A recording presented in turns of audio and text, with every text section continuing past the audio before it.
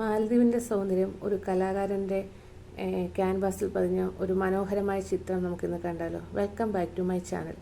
ഞാൻ ഈ വീഡിയോ ചിത്രീകരിച്ചിരിക്കുന്നത് മാലദ്വീപ്സിലെ ഹിമഫുഷി എന്ന ഐലൻഡിലെ മാംഗോ ഷോപ്പിൽ വെച്ചിട്ടാണ്. ഈ മാംഗോ ഷോപ്പ് ഒരു മ്യൂസിയം പോലെയാണ് പ്രവർത്തിക്കുന്നത്.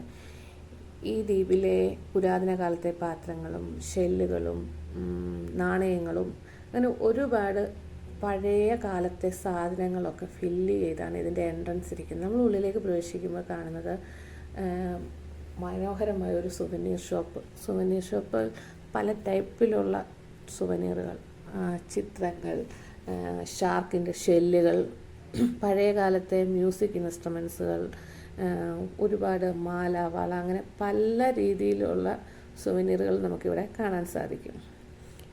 ഈ കലാകാരൻ്റെ വീടും ഇതിനോട് ചേർന്ന് തന്നെയാണ്.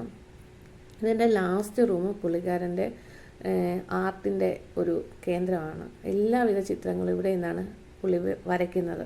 ഒരുപാട് മനോഹരമായ ചിത്രങ്ങളുണ്ട്. മാലദ്വീപ്സിൻ്റെ രാവിലത്തെ ഉച്ചയ്ക്കത്തെ ഒക്കെ സൗന്ദര്യം പുള്ളിയുടെ വിരൽത്തുമ്പിൽ കൂടി വിരിഞ്ഞിരിക്കുന്ന ഒരു മനോഹരമായ കാഴ്ച. ഞങ്ങൾ ചെന്നപ്പോൾ ഞങ്ങൾക്ക് ലൈവായിട്ട് പുള്ളി ചിത്രം വരച്ചു തന്നു കേട്ടോ. അതാണ് നമ്മളിപ്പോൾ കണ്ടുകൊണ്ടിരിക്കുന്നത്.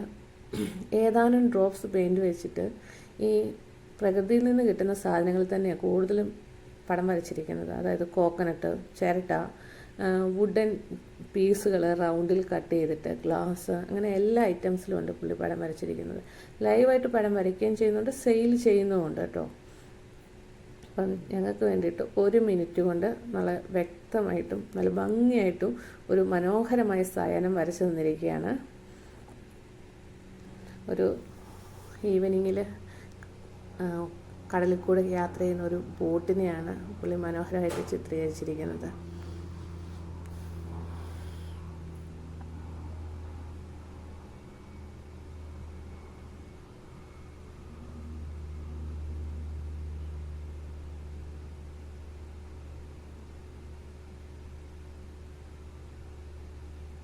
ചിത്രം ഏകദേശം പൂർത്തിയായി. ഇനി നമുക്ക് ചിത്രകാരനെ ഒന്ന് കണ്ടാലോ. ചിത്രകാരൻ്റെ അനുവാദത്തോടുകൂടി ചിത്രവും ചിത്രകാരനെയും ഞാൻ ഈ വീഡിയോയിൽ പരിചയപ്പെടുത്തുകയാണ്. ഈ കാണുന്ന ചിത്രങ്ങളെല്ലാം പുള്ളി വരച്ചതാണ്.